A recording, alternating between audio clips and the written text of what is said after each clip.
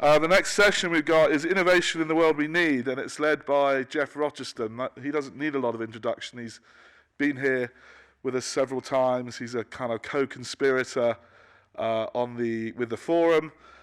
He's also, like me, a sort of recovering corporate exec, doing his own thing. He's a master, I think, of communications and strategy. He was at WWE, but he wasn't a wrestler, so don't get an autograph for your kids. It's not worth a lot for them. But then he went across to the Nature Conservancy and was the CMO there. And I was talking to Geof last night. It's a great example of this forum where we were sitting listening to Chad, I think it was, and we kind of walked out quietly with our tail between our legs, listening about Canon, and then listening about the trees. And Geof's like, I was the CMO of the Nature Conservancy, and I didn't know that. We thought thinning was a good thing. So it just goes to show that even as the experts in our field, we think we kind of know what we're talking about, and then you listen to the people who really know what they're talking about, and there's like a reset. So that's enough from me. I'm going to introduce Geof. He's going to bring up this great panel of gentlemen now, and then we're going to talk about innovation in the world we need. Geof. Where you going? Sorry, I have to get a clicker. I'm Geof Rochester. It's my pleasure to be here. I'm really here for three reasons, and I think it's important to establish this right up front. Number one, I'm a big fan of Amy and this conference, and if this is your first time, I hope you're excited. This is probably the third or fourth year I've been here. She does an amazing job of curating a broad array of content, meaningful content. All of us go to several of these conferences, but I'm so proud of the job she and the team do in spurring thought leadership and innovation and really ideas around all of this. Second, I'm here because, as Eamon said, I used to work at the Nature Conservancy. I spent 12 years looking at these issues, and so I'm deeply steeped in the challenges of climate change. And third, I'm passionate about the role of the private sector in solving all these problems. There's no way we get this solved without private sector intervention. You heard earlier. So I'm happy and honored to be leading this panel of three wonderful entrepreneurs. We've got an OG on the group who's been doing this for quite some time. We've got some newbies. Before I introduce the panelists, though, what I'd love to do is just show you a brief video. One of the other reasons I'm here is I sit on the board of a for-profit called App Harvest, and they are a controlled environmental ag company. And they embody what Amy is trying to do with this conference. They presented here in 2017, when, quite frankly, they were just starting off. They just had a dream. And 5 years later, they are realizing their dream. They're one of the largest controlled environmental ag companies in the United States. They have a $150 million facility in eastern Kentucky. They're a B Corp, so they're bringing jobs and hope to one of the poorest parts of the country. They've opened their first facility, and they will be opening 3 more by the end of the year. But to some extent, their vision, their ambition was crafted, honed, reinforced by being at this conference. So Megan, if you guys can show the video for a minute, and then I'll introduce the panelists. CBS News senior environmental correspondent, that's Ben Tracy, traveled to Kentucky to meet a pioneering young farmer who's also giving his Appalachian community an economic boost. We build big. This rectangle of steel and glass stretches for nearly half a mile, and just as you start to take it all in, you realize that's only the half of it. When we do something, we put our mind to it, we go massive. Jonathan Webb used to build solar energy projects for the government. It's like surfing coming down here. Now the 35-year-old is running one of the largest indoor farming operations in the world, growing row after row after row of tomatoes. This greenhouse is the size of 58 football fields, so big you can't see where it ends. Do you think of yourself as a farmer? Yeah, this is farming. Calling it App Harvest isn't just clever tech talk. It's located in Appalachia, just outside Morehead, Kentucky. Everybody watch out for Central Appalachia. We're absolutely going to be one of the largest fruit and vegetable suppliers of the U.S. in the decades to come.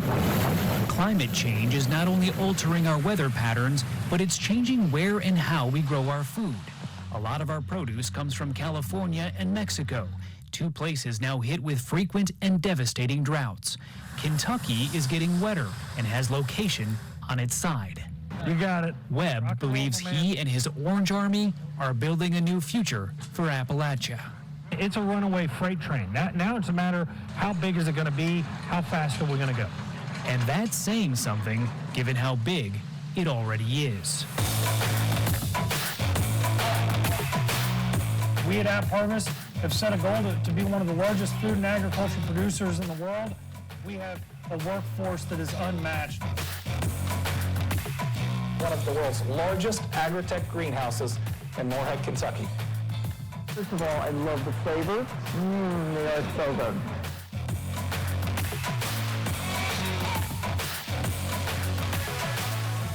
We're not stopping construction for 10 years.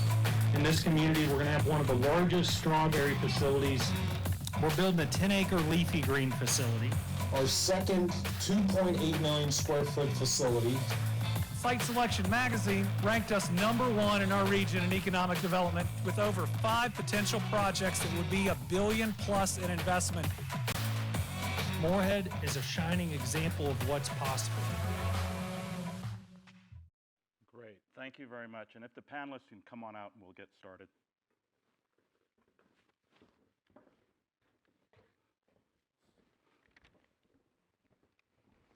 So I have the honor of being with these three gentlemen, and what's a little bit different about this conversation is a lot of what they're doing is steeped in construction and architecture. To my left, we have Mattie, who is the CEO of, sorry, I have to look at my notes. Okay, great. Mattie's a Sun Valley resident. He was voted 30 under 30. He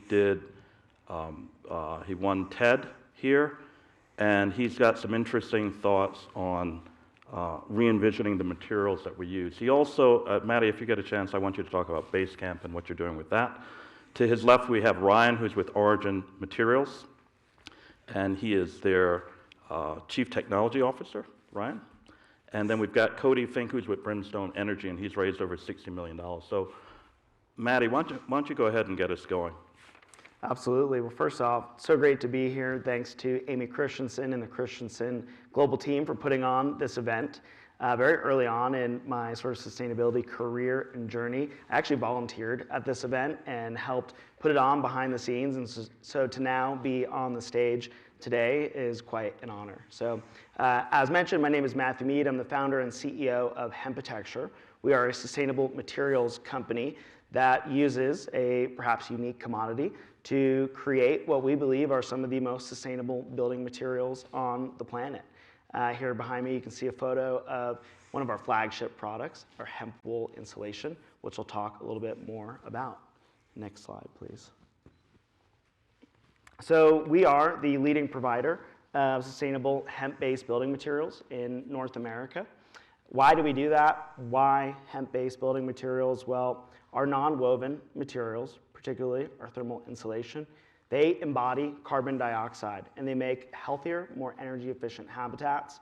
Well, in part, it's because it is from a plant-based resource. So when we use plant-based resources to replace things like, say, basalt resources that go into mineral wool or fiberglass, which comes from glass, we're using a lower embodied carbon material that also benefits rural economies, benefits rural farmlands, brings jobs to locations that have been historically overlooked or devoid of economic opportunity. So we do specialize in what we like to call the most sustainable materials on the planet. And yes, as you could probably guess from the name, Hempitecture, building materials, that is our focus market. That is where we are very much so spending our time and research and energy on developing products for that market.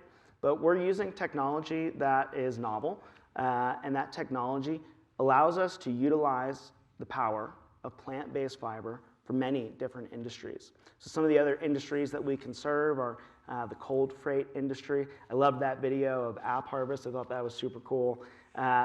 Getting food from point A to point B, a lot of times it has to keep fresh. It has to remain cold. How do they do that? Insulation.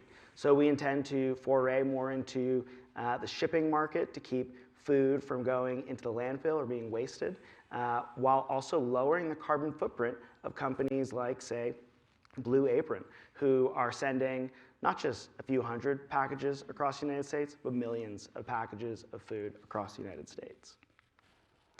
We are working to scale our materials, our approach right now here in Idaho. The photo that you're seeing here is actually a photo from a trial run that we did on some technology that we've purchased from Italy. And this is actually the first time that we produced hemp wool at full scale using non-woven technology and US grown hemp fiber.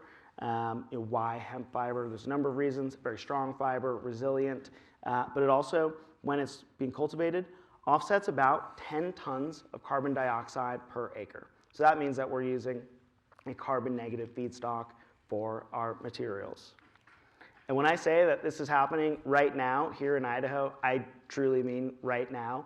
I think in about 30 minutes, there's another container load of manufacturing equipment showing up to our building in Jerome, Idaho. I actually took this photo on my iPhone yesterday.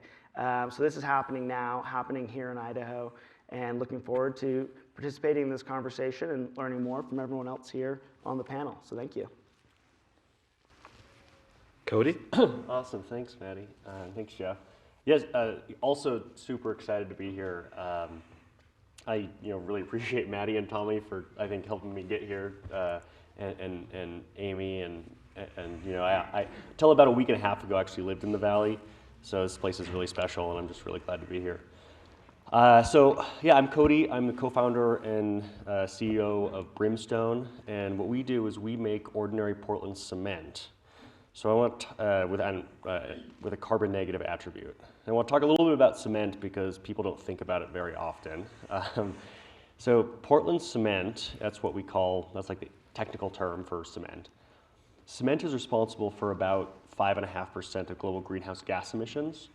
So that's about the same as cars. Cars are responsible for 6.5% of global greenhouse gas emissions. So it's a scale of problem that's similar to what electric vehicle manufacturers are dealing with. Another way to say that if the cement industry was a country, it would be the third largest emitter after US and China. When you think about CO2 emissions from buildings, about 40% of the CO2 emissions associated with buildings happen during construction, and really it's during the production of the building materials. So cement is it's a huge, huge part of the greenhouse gas problem, and it's one we don't think about too much. And that's actually one of the reasons why I like it quite a bit, because I'm trying to maximize my utility as a human working on climate change, and working on worked on things is a pretty good way to do that. So basically what sets us apart as a company is we make the exact same material that's conventionally produced, but we invented a new chemical process to make that material so it's carbon negative.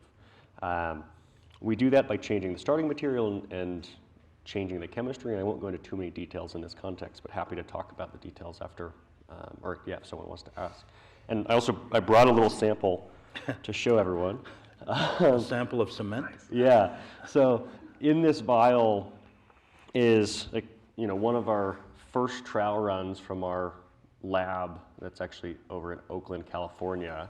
And this is ordinary Portland cement. So this is the same thing that you would buy at Home Depot or anywhere else that sells cement. You could not distinguish this from conventionally produced cement, except that this, when produced, is carbon negative. So that's where we're excited. So stage of the company, we're just starting basic engineering on our first sort of demonstration scale plant to make about 1,000 tons of cement per year. That'll be in Reno, Nevada. We just raised money to do that from several groups, including Bill Gates' Breakthrough Energy Ventures, which is sort of a consortium of Bill Gates and all of his richest friends, as well as Amazon and a few others, and we're excited to scale. And yeah, thanks so much. Great. And Ryan? Yeah, let me see the clicker actually. How about some cement? Cement too, thanks, yeah.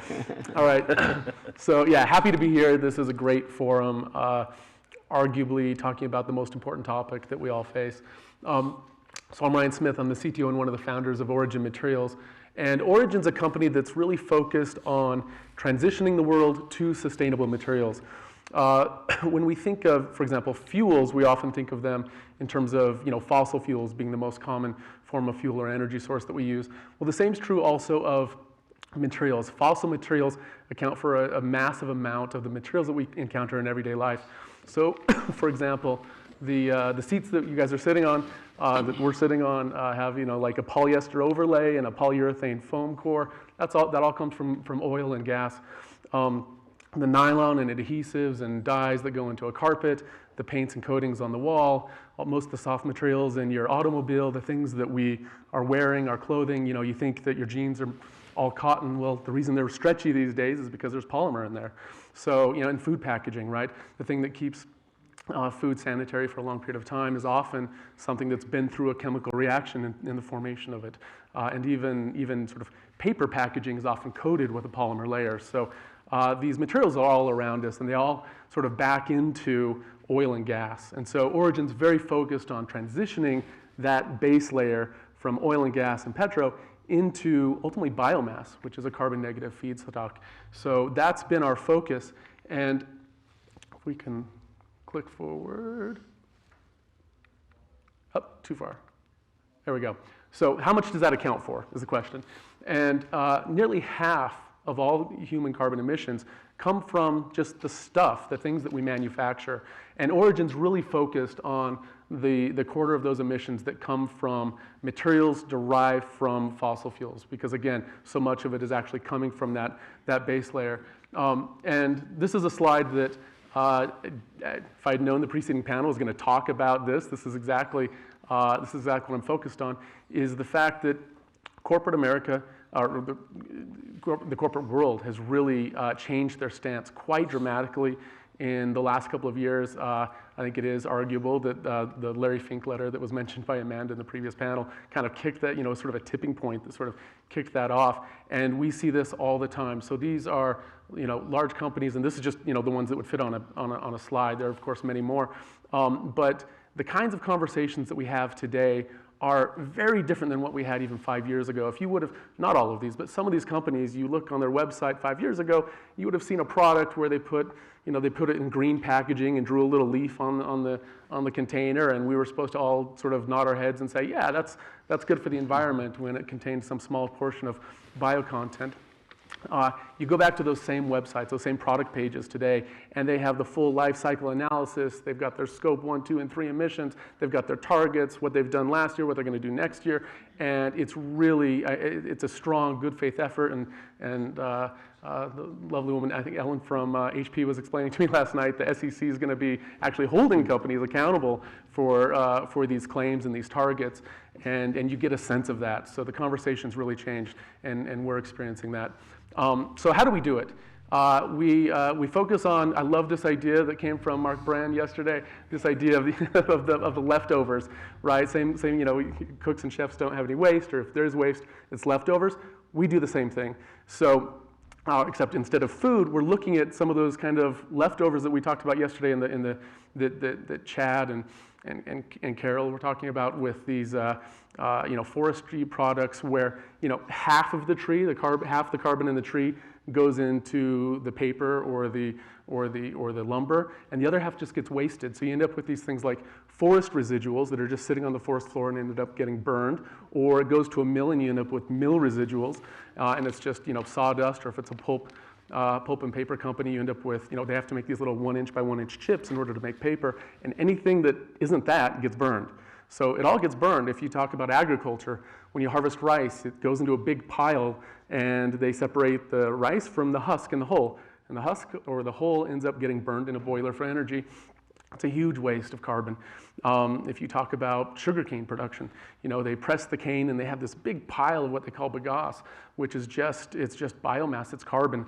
And the thing to think about is that's sequestered CO2, right? I think there was a talk yesterday where they talked about, if we're going to build machines to sequester CO2, it would cost trillions of dollars, right, to do that. We're already doing it. We're just burning it and putting it right back into the atmosphere. That's so stupid. Let's actually use that carbon and sequester it and retain it and use it for products that we're otherwise making out of oil. So that's really what our focus is, and we're using those feedstocks. as an input into our process. So we'll use something like wood waste or agricultural waste or even old corrugated cardboard waste that goes into a chemical reaction. We're using the same science and technology that the fossil materials guys have been using for the last century. It's just chemocatalysis, large chemical reactors. We take the same experts that that built the system in the last century are now working with us to build this new system. And we're making some basically building block chemicals that go in and make either identical materials to what you're already buying or better materials, because nature gives us some chemistry that petroleum doesn't have. And so we can take advantage of that and produce materials that are either sort of drop-in identical, you couldn't tell the difference, or actually perform better. So that's Origin's focus. And we went public about a year ago this month, and the response to Origin's approach has been massive. We've driven nearly $7 billion in orders over the last year. We're building our first plant. It comes online next year. This week we won the Green Chemistry Award from the EPA, so we're very excited. And we have a company of really bright chemists and chemical engineers and the operators and people who are really focused on this mission. And so that's our focus. So if you could, Ryan, to that point, you and I were talking earlier. You started this in 2008. Talk about your inspiration, how you got going. And I want each of you to talk about your journeys. We see these guys, they're amazingly successful. Clearly, it was an instant success, right? So tell us about the trials and tribulations. What inspired you to do this in the first place? And just tell us about your journey. Yeah, so this was a company formed with my co-founder, John Bissell, who's our CEO, and we identified that we wanted to do this coming right out of college. And the inspiration, the inspiration sort of changed throughout that decade a little bit here and there, but for the most part, it's always, sort of the common core in that, at least for me, has been the idea of taking just what's essentially viewed as waste. It's this idea of using the leftovers where, it's such a low value material that is in such abundance and ends up getting wasted, and moving that into such a higher value product has always been sort of an inspiring idea, because you come out of school and you're like, wow, chemistry can do anything. Why are we just wasting this opportunity to go from something of such low value and bring it up to something that's really valued in society? And so, and sort of recognizing, I think, that we don't have to be locked in and bound by the specific set of chemistries and techniques that the petrochemical industry has developed, that science sort of allows you to do lots of things. And as soon as you get off that beaten path, there's a lot of opportunity to basically take things that we otherwise would have just burned and turn them into really valuable things. And so that just, for every sort of pathway that we've developed inside of the company, it's always had that common theme. And that's always like been the energy, the juice for me to sort of push it forward. And what was the most difficult moment you faced in your journey? Oh man, I mean, sort of like when you're early stage and raising money and trying to sort of pull sort of the right members of the team together and get that first customer, those are really challenging to do, and because you're sort of ratcheting, right? You sort of like, you get a customer, which then enables you to sort of get an investor, which then enables you to sort of hire the right person, and you sort of like, and you just ratchet that up. And so, that's a roller coaster, and it's emotional, and it's challenging, and it's, has its ups and downs. Takes a lot of resilience, right? Yeah, you really, and for the most, I mean, there were times when it would have, we could have just called it quits, right? Because you don't really see what's around the corner if you're going to make it. But we really just pushed through, and it's been a good journey for us. Great, Ryan. Sorry, Cody. Same question. All good. Yeah. So I sort of started from. I entered graduate school as a chemist, trying to think of what I could do to make the world a more equitable more both environmentally and socially place. I started working on wastewater treatment for applications in low-income countries, because I felt like that was a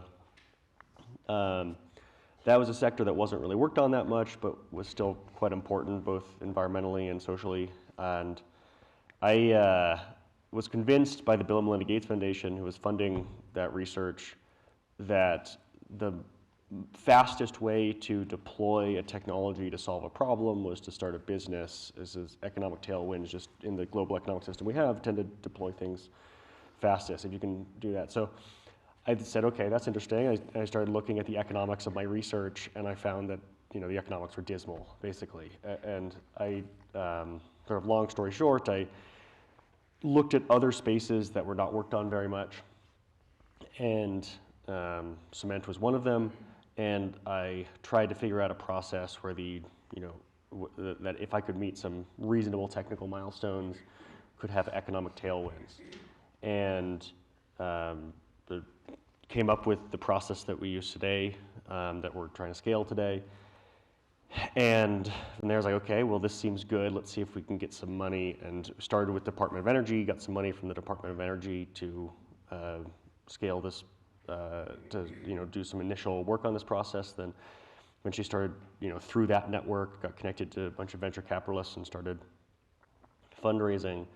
And our first, our first fundraising session took 9 months of, at least 9 months of folks just asking us questions and sort of trying to tear us apart and everything. And eventually we got, it was fairly stressful, and but luckily we got some money and were able to show the process work to the lab scale, and then the next money was easier. But yeah, we still I wouldn't say that we're successful yet, right? We still haven't made any impact on greenhouse gas emissions. We don't have a scaled plant. We don't have any customers. These are all things that will be in the future once we get to scale. So there's a lot of work ahead, and I'm inspired by these two for sure. And the same thing.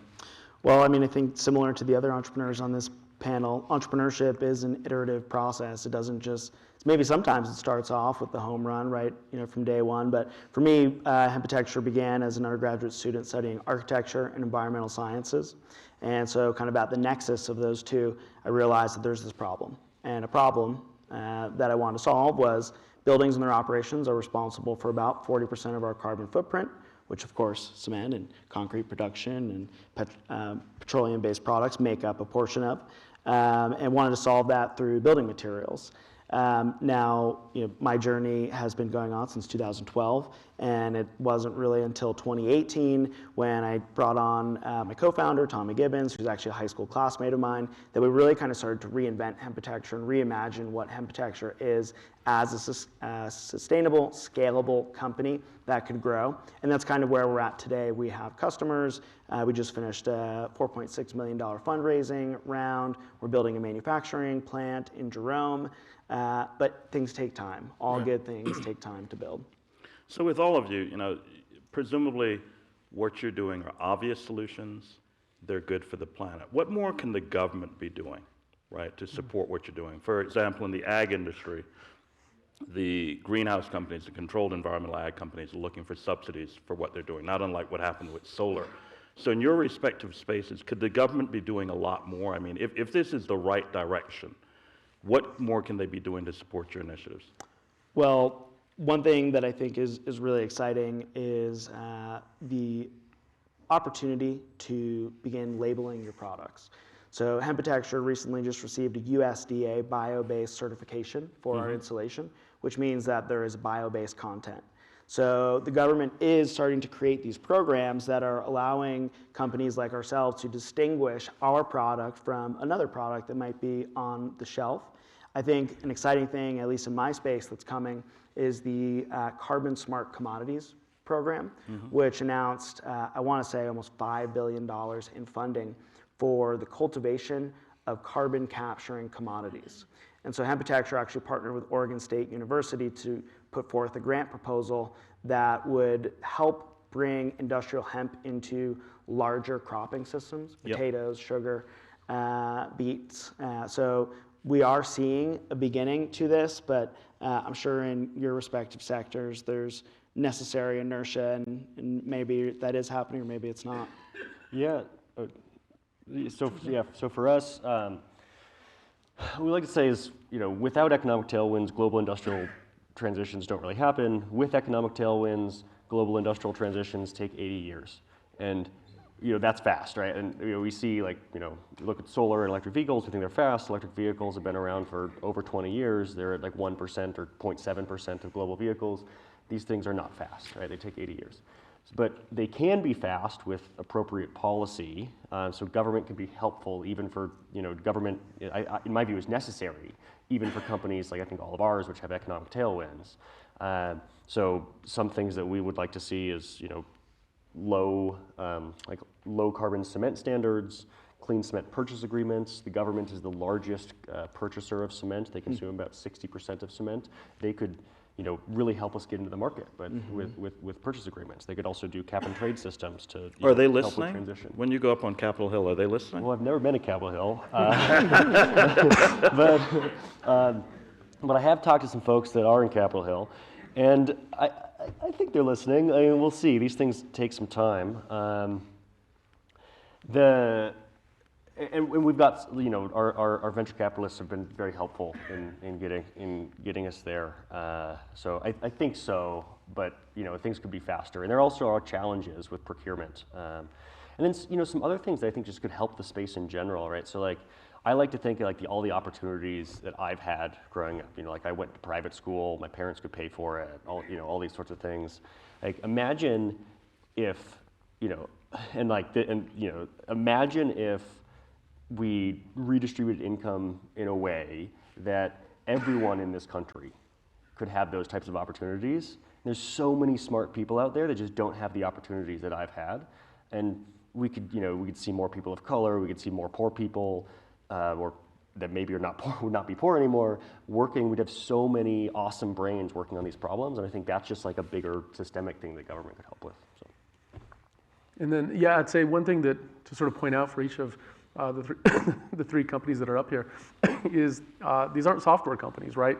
These are we're working with atoms, and the big difference there is that it often you sort of end up with something that's a very sort of capital intensive kind of business, and so funding from government is I think a really important part of that.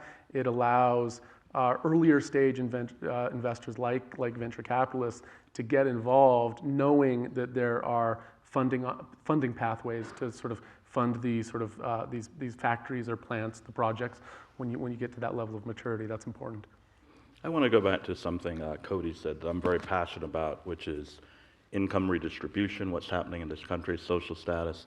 Can you, Mattie, talk a little bit about Basecamp and your work there, and then extrapolate it to how do we have an army of people like you, entrepreneurs, innovators, tackling these global problems, like thinking about the K through 12 system in this country, what you went through if you guys went to public school or not. So talk about Basecamp, your interest in that, and then expand it to this conversation about how do we inspire others younger to want to have the same kind of ambition and courage that you all have. Sure. So for those who are not familiar, Idaho Basecamp's a 501c3 nonprofit organization that's located here in Idaho. And they do many things, but one of the things that they do that is so impactful is they bring individuals, generally teens or youths, from inner cities to experience the Idaho wilderness. Many of these kids have never been on a plane before. They've never seen stars at the nighttime. And Idaho Basecamp actually is what brought me to Idaho early on in my career to work on the first Hempitecture proof of concept project. So I'm very passionate about that organization and the benefit that this organization has for these students. And in fact, even today, my relationship with Basecamp has continued as a member of the board of directors, but recently met a young man who worked for Basecamp as a camp counselor, coming out for a summer, and now he works for Hempitecture and lives in Idaho. So to be connected to that network and to be able to help build my business with people that I think we want to be surrounded with and need that opportunity is an incredible opportunity. Great. Ryan, any thoughts? Yeah, I think there's, first of all, I love that story. The universities have an important role to play here in sort of helping people who are students to become entrepreneurs. Folks like Stanford, MIT already do this, but really I think the rest of the university system, it can be small steps, business plan competitions, those kinds of entrepreneurial programs go a long way. Certainly sort of oriented us early on when we were trying to figure out, how How do you start a company? What's involved in that? It can go a long way in sort of providing those sort of fundamentals. So I would encourage a lot of that for sure. Great. So we're at the end of our time, and I just want to say, look, I'm honored to be working with these gentlemen. I think that when you think of all the massive issues we're dealing with climate, this is the kind of thinking, this is the kind of courage, and this is the kind of ambition that we all need. So thank you very much. Thank you for taking the time. Thank you.